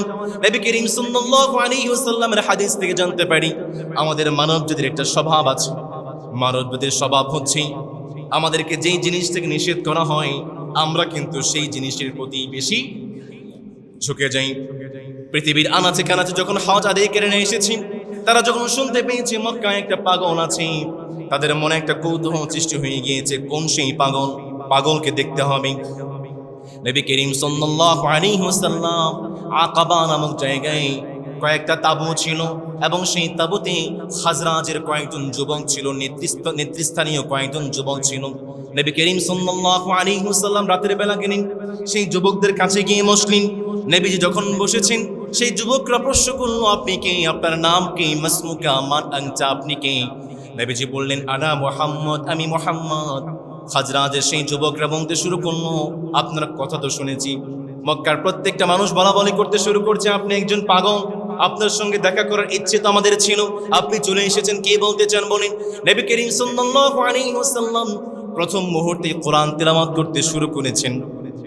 আমার রাসূল যখন সূরা ফাতিহা তেলাওয়াত করেছেন, আমার রাসূলের সুমিষ্ট কণ্ঠে সূরা ফাতিহা শুনে ইয়াসরিবের মদিনার সেই ছয় জন যুবক সঙ্গে সঙ্গে আমার রাসূলের হাতে হাত রেখে কালেমা পড়ে মুসলমান হয়ে গিয়েছে। The power of the Quran, the power of the Quran recitation. আমার রাসূল সূরা ফাতিহা পড়েছেন, ঠিক মদিনার সেই ছয় জন যুবক সঙ্গে সঙ্গে কালেমা পড়ে মুসলমান হয়ে গিয়েছে। আল্লাহু আকবার। নবী করিম সাল্লাল্লাহু আলাইহি ওয়াসাল্লাম এই যুবকদেরকে টার্গেট করেছে। নবী করিম সাল্লাল্লাহু আলাইহি ওয়াসাল্লাম এই যুবকদেরকে টার্গেট করে মদিনা সহ পুরো বিশ্বে ইসলামের দাওয়াত ছড়িয়ে দিয়েছে। নবী করিম সাল্লাল্লাহু আলাইহি ওয়াসাল্লাম যুবকদেরকে এতটাই পছন্দ করেছেন, যুবকদেরকে এতটা ভালোবেসেছেন, নবীজি নিজে যুবকদেরকে ইসলাম শিখিয়েছে। সুবহানাল্লাহ পড়বেন না? কোরআনের পাওয়ার, কোরআন তিলাওয়াতের পাওয়ার। এই কোরআন তিলাওয়াত শুনে শুধুমাত্র মানুষ মুসলমান হয়েছে ব্যাপারটা এমন নয়, এই কোরআন তিলাওয়াত শুনে জিনরা পর্যন্ত কালেমা পড়ে মুসলমান হয়ে গিয়েছে। A group of jinn, they heard the recitation of the Quran and said, we heard an amazing Quran. Nabi Karim সাল্লাল্লাহু আলাইহি ওয়াসাল্লামকে আল্লাহ তাআলা বললেন, নবী আপনি যখন কোরআন তিলাওয়াত করেন, জিনদের একটা গ্রুপ আপনার কোরআন তিলাওয়াত শুনেছে এবং কোরআন তিলাওয়াত শুনে তারা বলেছে, আমরা একটি আশ্চর্যজনক কোরআন শুনেছি। সুবহানাল্লাহ পড়বেন না? জিনরা আমাদের সমাজেও আছে। এই জিন নিয়ে আমাদের সমাজে বেশ কিছু মিথ আছে, বেশ কিছু ভুল ধারণা আছে। আমাদের সমাজে জিন আছে। নবী করিম সাল্লাল্লাহু আলাইহি ওয়াসাল্লামের সাহাবী ইবনে আব্বাস রাদিয়াল্লাহু তাআলা আনহু বলছেন, জিনরা শয়তানদের থেকে আলাদা। জিনদের আলাদা একটা পরিবার আছে এবং তারা মৃত্যুবরণ করে, তাদের মধ্যে কাফের আছে, মুমিন আছে। কিন্তু অধিকাংশ উলামায়ে কেরামের মত হচ্ছে জিনরা হচ্ছে শয়তানের অন্তর্ভুক্ত। তার মানে শয়তানদের মধ্যে দুইটা প্রকার আছে, কাফের এবং মুমিন। মুমিনদেরকে বলা হয় জিন আর কাফেরদেরকে বলা হয় শয়তান। কিন্তু ইবনে আব্বাস রাদিয়াল্লাহু তাআলা আনহু এই ধারণাকে প্রত্যাখ্যান করেছেন। তিনি বলেছেন জিনরা মৃত্যুবরণ করে, তবে শয়তান মৃত্যুবরণ করে। শয়তান হচ্ছে ইবলিসের বংশধর এবং তারা ইবলিসের সঙ্গী, পৃথিবীর শেষ মুহূর্তে তারা ইন্তেকাল করবে। কিন্তু অধিকাংশ উলামায়ে কেরামের মত হচ্ছে জিনরা হচ্ছে শয়তানের অন্তর্ভুক্ত।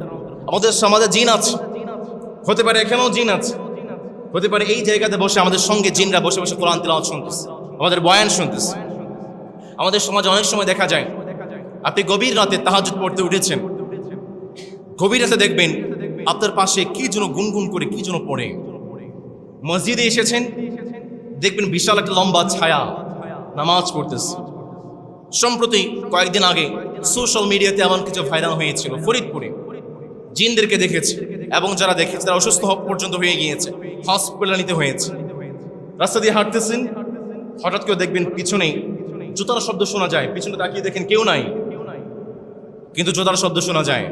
জিনদের প্রভাব আমাদের সমাজগুলোতে আছে এবং জিনরা মানুষের আকৃতি ধারণ করতে পারে।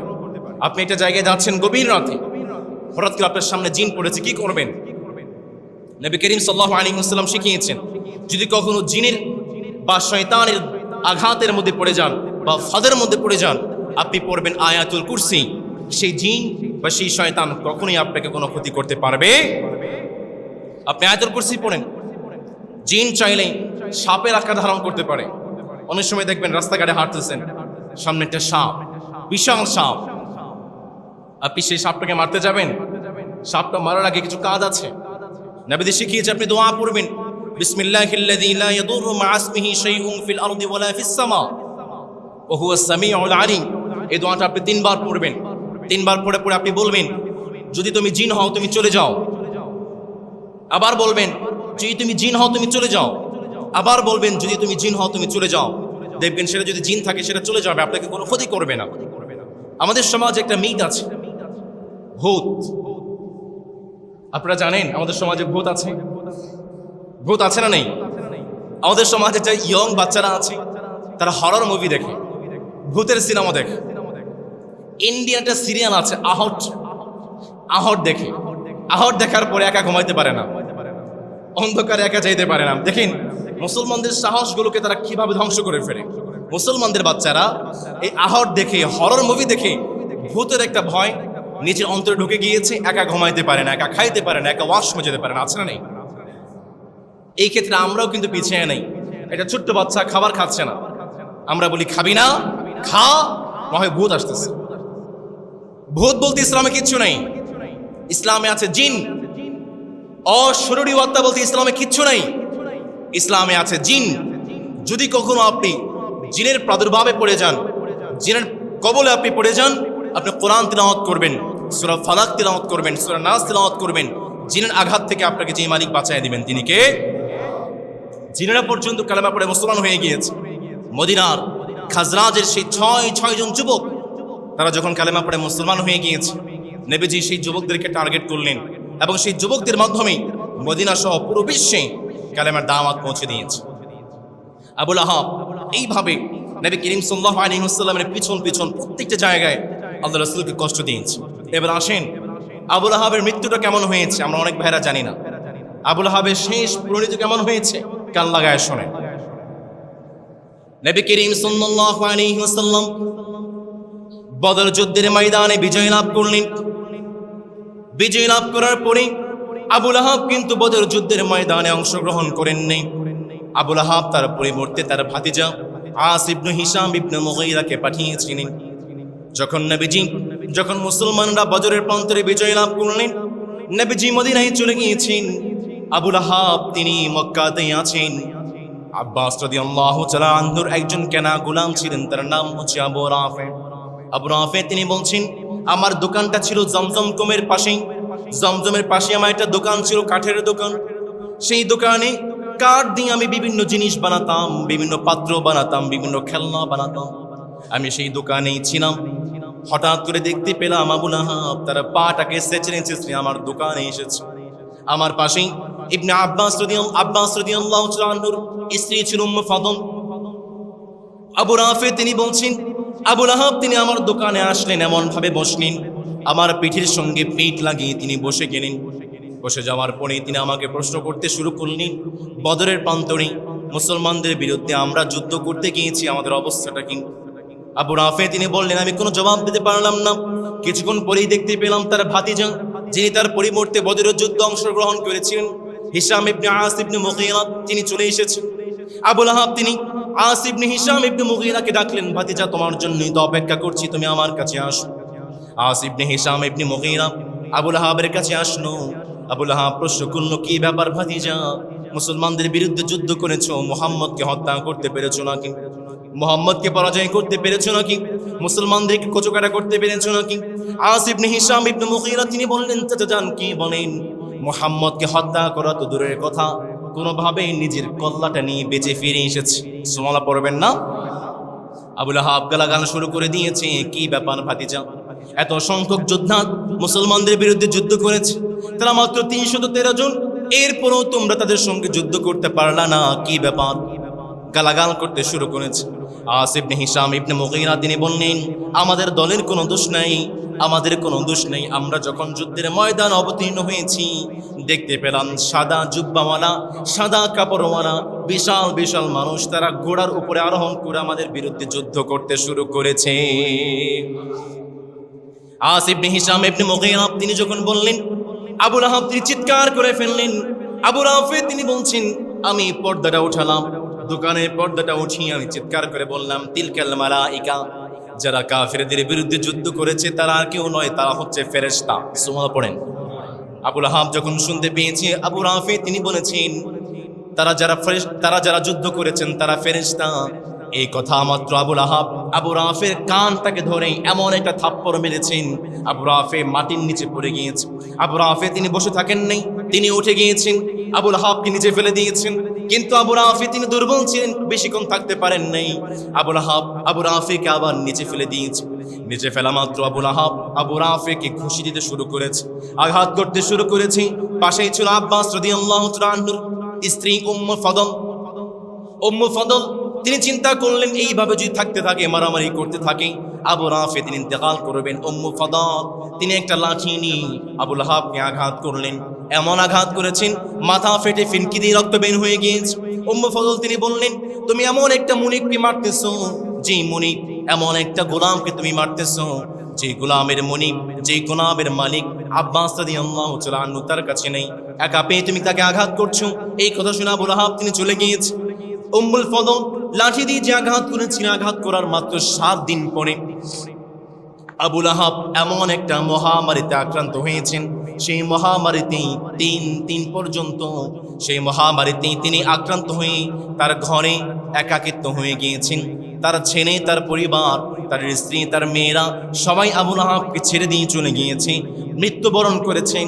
মৃত্যুবরণ করার পর 3 দিন পর্যন্ত আবু লাহাবের লাশের কোনো খোঁজ কেউ নেয় নাই। 3 দিন আবু লাহাব মৃত্যুবরণ করেছে, তার সন্তান, তার স্ত্রী সবাই ছেড়ে চলে গিয়েছে। আবু লাহাব মরে পচে গিয়েছে, গলে গিয়েছে, গোশতগুলো খুলতে শুরু করেছে। 3 দিন পর্যন্ত তার সন্তানরা তার কোনো খোঁজ খবর নেয় নাই। ইসলামের বিরোধিতা যারা করে, ইসলাম বিদ্বেষী যারা আছে, তাদের পরিণতি কিন্তু এমনই হয়। ক্ষমতা যখন থাকে অনেক কথা, এই করব সেই করব, কিন্তু ক্ষমতা যখন চলে যায় তার আশেপাশে তার পরিবারের মানুষ তাদেরকে জুতা পেটা করে। আপনাদের মনে নেই টাকলা মুরাদের কথা? টাকলা মুরাদ বড় গলায় বলতো, সংবিধান থেকে বিসমিল্লাহ বাদ দেব, আলেমদেরকে ঘাড় ধাক্কা দিয়ে বাংলাদেশ থেকে বের করে দেব, আলেমদেরকে জেলখানায় বন্দী করব। ক্ষমতা যায় নাই, সে মন্ত্রী ছিল, মন্ত্রী থাকা অবস্থায় তার বউ তাকে জুতা পেটা করে ঘর থেকে বের করে দিয়েছে। ইসলাম বিদ্বেষীদের অবস্থা এমনই হয়। আবু লাহাব তার সন্তান, তার স্ত্রী সব ছেড়ে দিয়ে চলে গিয়েছে। 3 দিন পর্যন্ত তার লাশটা পচে গলে গোশতগুলো তার শরীর থেকে খুলতে শুরু করেছে। এমন একটা ঘটনা আমরা কয়েকদিন আগে বাংলাদেশেও দেখেছি। মিরপুরের একজন মা নূরজাহান মৃত্যুবরণ করেছেন। 7 দিন পর্যন্ত সন্তানরা কোনো খোঁজ খবর নেয় নাই। সন্তানরা বড় বড় শিক্ষিত, ভাইরা শিক্ষা আছে এই জায়গা থেকে। একজন সন্তান যুগ্ম সচিব, আরেকজন সন্তান বইটির শিক্ষক। তিনি যেই ফ্ল্যাটে থাকতেন তার পাশে ফ্ল্যাট থাকতো তার মেয়ে, তার মেয়েও শিক্ষিকা। 7 দিন মরে গিয়েছে, পচে গিয়েছে, পোকা ধরতে শুরু করেছে। সন্তানরা খোঁজ খবর নেয় নাই। শিক্ষা হচ্ছে আমার ভাইয়েরা, শুধু জাগতিক শিক্ষা কাউকে মানুষ বানাতে পারে না। মানুষ বানাতে হলে তাকে অবশ্যই ইসলামী শিক্ষায় শিক্ষিত করতে হবে। আমাদের স্লোগান হচ্ছে teach your children the Holi Quran, the Holi Quran teaches your children everything. আপনি আপনার সন্তানকে কোরআন শিক্ষা দেন। আজ পর্যন্ত পৃথিবীর কোন ইতিহাসে একজন হাফেজে কোরআন, একজন ইসলাম মোলা, একজন দায়ী কখনো কোনো তার মাকে, তার বাবাকে কষ্ট দিয়েছে এমন নজির দেখাতে পারবেন? কিভাবে দেখাবেন? আমাদেরকে কোরআন শিক্ষা দিয়েছে রব্বির হামহুমা কামা রাব্বায়ানি সগীরা। একজন দায়ী, একজন কোরআন যার মধ্যে আছে, আল্লাহ তাকে শিখিয়ে দিয়েছেন, কোরআন তাকে শিখিয়েছে। আপনি এমন কোনো ব্যবহার করতে পারবেন না, এমন কোনো কথা বলতে পারবেন না যে কথার মধ্যে আপনার মা, আপনার বাবা, আপনার মা উফ শব্দ পর্যন্ত করতে পারে। এমন কোনো কথা আপনি বলতে পারবেন না, কোরআন তো শিখিয়ে দিয়েছে। এমন কোনো ব্যবহার আপনি করতে পারবেন না। আপনি আপনার সন্তানকে কোরআন শিখাইলেন না, আপনি আপনার সন্তানকে ইসলাম শিখাইলেন না, আপনি আর আপনার সন্তান থেকে কেমন ব্যবহার আশা করেন? Teach your children the Holi Quran, the Holi Quran teaches your children everything. আজকে প্রতিজ্ঞা করেন, আপনার সন্তানকে ডাক্তার বানাবেন, আপনার সন্তানকে ইঞ্জিনিয়ার বানাবেন, পাইলট বানাবেন, আপনার যা ইচ্ছা, বড় যত বড় স্বপ্ন আছে, আপনি আপনার সন্তানকে আপনার স্বপ্ন সমান বড় করেন। একটা কথা, কোরআন শিক্ষা দেন, ইসলাম শিক্ষা দেন। না হয় শেষ বয়সে গিয়ে দেখবেন যে ঘরটা আপনি আদর করে বানিয়েছিলেন, যত্ন করে বানিয়েছিলেন, পৃথিবীর সেরা ফিটিংস দিয়ে আপনি যে ঘরটা বানিয়েছিলেন, শেষ বয়সে কিন্তু সেই ঘরে আপনার জায়গা হবে না, বৃদ্ধাশ্রমে চলে যেতে হবে। সন্তানকে কোরআন শিক্ষা দিতে পারবেন তো ইনশাল্লাহ? এই যে মায়ের যে ঘটনা ঘটেছে আমার ভাইয়েরা, নূরজাহান যে মায়ের ঘটনা করেছে, এই মা সম্পর্কে আমি একটু রিসার্চ করেছি। আসলে এমনটা কেন হলো? ছেলেরা তারা হয়তো অনেক সময় মায়েদেরকে দেখতে পারে না, সমাজে দেখা যায় মায়েদেরকে ঘর থেকে বের করে দেয়। কিন্তু সেই মাটা একটা ঘরে ছিল, তার পাশে তার মেয়ে ছিল। মেয়েরা তো অবশ্যই মায়েদের প্রতি সফট করা থাকে, মায়েদেরকে ভালোবাসে। সেই মেয়েটা পর্যন্ত দেখে নাই, তার কারণটা কি? সর্বশেষ যেটা দেখতে পেলাম প্রিয় ভাইয়েরা, তিনি অসুস্থ ছিলেন এবং সেই অসুস্থতার নাম হচ্ছে প্যারানয়েড পার্সোনালিটি ডিসঅর্ডার, যেটাকে মেডিকেল সায়েন্সের ভাষায় বলা হয় সিজোফ্রেনিয়া। এই সিজোফ্রেনিয়ার লক্ষণ হচ্ছে আমার ভাইয়েরা, যে মানুষটা এই রোগে আক্রান্ত থাকে সেই মানুষটা তীব্রভাবে বিশ্বাস করে যে আমার আশেপাশে যত মানুষ আছে সবাই আমাকে ক্ষতি করতে চায়। যার মধ্যে এই রোগটা আছে সে তীব্রভাবে বিশ্বাস করে আমার আশেপাশে যে মানুষরা আছে তারা আমাকে বিষ খাইয়ে মেরে ফেলতে চায়। এই রোগটা যার মধ্যে আছে সে তীব্রভাবে বিশ্বাস করে যে তার আশেপাশে যে মানুষগুলো আছে, ইভেন তার ছেলে সন্তান, তার পরিবার, তার স্ত্রী, তার স্বামী, তার সন্তানদের থেকে সে নিজেকে আইসোলেটেড করে ফেলে। পুরো পৃথিবী থেকে দরজা জানলাগুলো সবকিছু বন্ধ করে দেয়, তার সঙ্গে কোনো যোগাযোগ রাখা সম্ভব হয় না। মায়ের সঙ্গে এমনটাই হয়েছে। তবে এই বিষয়টা চাইলেই প্রতিকার করা সম্ভব। এটা কোনো জিন ভূতের আসর নয়, শয়তানের আসর নয়। এটা মস্তিষ্কের মধ্যে একটা রাসায়নিক বিক্রিয়া ঘটে। এটা কাউন্সিলিংয়ের মাধ্যমে, বিভিন্ন মাধ্যমে এটা ঠিক করা সম্ভব। আমি জানি না সন্তানরা সেটা চেষ্টা করেছিলেন কিনা, চেষ্টা করলে সম্ভব হতো। আমরা তার মায়ের জন্য দোয়া করছি, আল্লাহ তাআলা আমাদের মাকে জান্নাতের পাখি বানিয়ে দিন, আমরা পড়ি আমিন। আমাদের সমাজগুলোতে দেখা যায় অনেক সময় যারা যৌথ পরিবারে আছে, মা বাবা ভাইয়েরা যারা একসঙ্গে বসবাস করেন, সন্দেহ প্রবণতা বেড়ে যায়।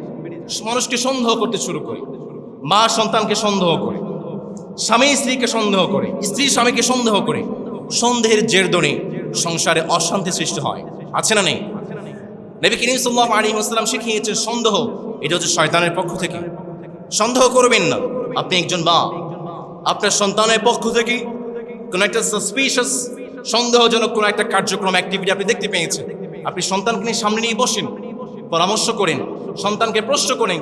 আপনি সন্দেহ বাড়িয়ে আপনি আপনার সংসারের মধ্যে কেন অশান্তি সৃষ্টি করবেন? আপনি একজন স্ত্রী, আপনার স্বামীর মধ্যে একটা সন্দেহজনক অ্যাক্টিভিটিস দেখতে পেয়েছেন, আপনার স্বামীকে নিয়ে বসেন। আপনি একজন স্বামী, আপনার স্ত্রীর মধ্যে একটা সন্দেহজনক বিষয় দেখতে পেয়েছেন, আপনি স্ত্রীকে নিয়ে বসেন। পরিবার তো আপনি নিজের পরিবার, সন্দেহ করবেন না। নবী শিখিয়েছেন দা মা ইয়ারিবুক ইলা মা ইয়ারিবুক, যে জিনিসটা আপনাকে সন্দেহের দিকে নিয়ে যায় আপনি সেই জিনিসটা পরিত্যাগ করবেন, ছেড়ে দেবেন। আপনার সংসারটাকে জান্নাতি সংসার যে মালিক বানাবেন তিনি কে? সমাজে প্রিয় ভাইয়েরা, আবু লাহাব সে যখন মৃত্যুবরণ করেছে, মৃত্যুবরণ করার পরে 3 দিন তার সন্তানরা খোঁজ খবর নেয় নাই। গোশত যখন পচতে শুরু করছে, আশেপাশে মানুষ তা বলতে শুরু করেছে, তোমরা কেমন সন্তান হইলা? তোমাদের বাবার লাশটা পচে যাচ্ছে, তোমরা কোনো খোঁজ খবর নিচ্ছ না? আবু লাহাবের যে সন্তানরা ছিল এরপরেও তারা তার বাবার খোঁজ খবর নেয় নাই। তারা একটা লোককে ভাড়া করেছে, লোককে ভাড়া করে তার বাপের লাশটা একটা পাহাড়ের উপরে নিয়ে গিয়েছে, একটা গর্ত খনন করেছে। ওই যে বলেছিলাম আমার ভাইয়েরা, নবী করিম সাল্লাল্লাহু আলাইহি ওয়াসাল্লামকে সাফা পাহাড়ে আবু লাহাব পাথর নিক্ষেপ করেছিল। আল্লাহর কি খেয়াল দেখেন, আল্লাহর কি প্রতিশোধ দেখেন।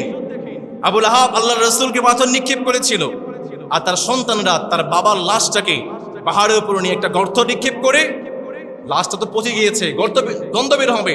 আবু লাহাবের সন্তানরা পাথর নিক্ষেপ করে করে পাথর চাপা দিয়েছে। আল্লাহু আকবার। আল্লাহর শাস্তি বড় শাস্তি আমার ভাইয়েরা। নিজের সন্তানদের মাধ্যমে আবু লাহাবকে পাথর খাইয়ে খাইয়ে তাকে পাথরের নিচে চাপা দিয়েছে। ইসলামের সত্যদেরকে আল্লাহ তাআলা বিভিন্নভাবে শায়েস্তা করেন। কখনো কখনো মুমিন বান্দাদের মাধ্যমে শায়েস্তা করেন, যেমন শায়েস্তা করেছেন আবু জাহেলকে, শায়েস্তা করেছেন উতবাকে, শাইবাকে, ওয়ালিদ ইবনে মুগীরাকে। কখনো কখনো আল্লাহ তাআলা নিজের সন্তানদের মাধ্যমে শায়েস্তা করেন, যেভাবে শায়েস্তা করেছেন আবু লাহাবকে। সুতরাং সেই যুগে আবু লাহাব আমার রাসূলকে প্রত্যেকটা পদে পদে কষ্ট দিয়েছে। এই যুগেও যারা আবু লাহাবের চরিত্রের অধিকারী যারা আছে, যারা শুধুমাত্র মানুষের দোষ ত্রুটি ধরতে চায়, যারা শুধুমাত্র দায়ীদের পিছন পিছন লেগে থাকে, ইমামদের পিছন পিছন লেগে থাকে, খতিবদের পিছন পিছন লেগে থাকে, হুজুরদের পিছন পিছন লেগে থাকে এবং হুজুরদের দোষ ত্রুটিগুলো খুঁজে খুঁজে মানুষের কাছে প্রচার করতে চায় এবং মানুষের কাছে অপমানিত লাঞ্ছিত করতে চায়, তাদের অবস্থাও শেষটাও কিন্তু আবু লাহাবের মতোই হবে। এমনটা করবেন না আমার ভাইয়েরা। আবু লাহাব থেকে শিক্ষা নেন সমাজের প্রিয় ভাইয়েরা। সর্বশেষ একটা সতর্কবার্তা আপনাদের জন্য আছে। আমাদের সমাজে খুব বেশি গরম পড়ছে, এটা হচ্ছে এল নিনো ইয়ার, বিজ্ঞানের ভাষায় বলা হয় এল নিনো ইয়ার। এই সময়গুলো খুব বেশি গরম পড়ে। এবং এর কয়েকটা বৈশিষ্ট্য আছে। বর্তমান রিপোর্ট জানাচ্ছে এল নিনো মে ওয়ার্সেন হিট ওয়েভস গ্লোবালি, পুরো পৃথিবীতে গরমের তাপমাত্রাটা অনেক বেশি বেড়ে যাবে। এল নিনোর অন্যতম একটা বৈশিষ্ট্য হচ্ছে তাপমাত্রা অনেক বেশি বেড়ে যায়। বিশেষ করে এশিয়ার যে কান্ট্রিগুলো আছে, বাংলাদেশ, ইন্ডিয়া, পাকিস্তান, এই দেশগুলোতে তাপমাত্রা অনেক পরিমাণে বেড়ে যাবে এবং বৃষ্টিপাত কম হবে। তার কারণে দুর্ভিক্ষ আসতে পারে সামনে। প্রিয় ভাইয়েরা, জিনিসপত্রের দাম বাড়তে অলরেডি শুরু করে দিয়েছে, জিনিসপত্রের দাম সামনে আরও বাড়বে। সেই জন্য অবশ্যই আপনাদেরকে ইস্তেগফার করতে হবে, বেশি বেশি আল্লাহর কাছে দোয়া করতে হবে। এই এল নিনোর 2 নম্বর বৈশিষ্ট্য হচ্ছে আমেরিকার যে দেশগুলো আছে, এই দেশগুলোতে বৃষ্টিপাত আরও বেড়ে যায় এবং আমাদের যে দেশ কান্ট্রিগুলো আছে, এই কান্ট্রিগুলোতে বৃষ্টিপাত কমে যায়। শীতের মৌসুমকালীন সময়ে শীতটা কমে যায় এবং গরমটা অত্যাধিক বেড়ে যায়। বিজ্ঞান জানাচ্ছে এই গরমটা কতদিন পর্যন্ত থাকতে পারে। এল নিনো এটা শুরু হয় বছরের মাঝামাঝি সময়, মে থেকে জুন, এই সময়টাতে শুরু হয় এবং শেষ হতে হতেই নভেম্বর, ডিসেম্বর, কখনো কখনো জানুয়ারি পর্যন্ত চলে যায়। তার মানে বোঝা যায় এই বছরটা আমাদের উপরে অনেক বেশি গরম পড়তে শুরু করেছে, অনেক বেশি গরম আসতে শুরু করেছে। আপনারা যাদের ছোটো ছোটো সন্তানরা আছে, আপনারা তাদেরকে একটু বেশি কেয়ার করবেন, বেশি বেশি পানি খাওয়াবেন এবং তাদেরকে একটু যত্ন নেবেন। প্রয়োজন না হলে ভর দুপুরে রৌদ্রবেলা আপনারা ঘর থেকে বের হবেন না এবং বেশি বেশি করে আল্লাহর কাছে দোয়া করবেন। আমরা দোয়া করছি আল্লাহ তাআলা আমাদেরকে পৃথিবীর আসমানি সমস্ত বালা এবং জমিনি সমস্ত বালা থেকে হেফাজত করুন। আমরা পড়ি আমিন।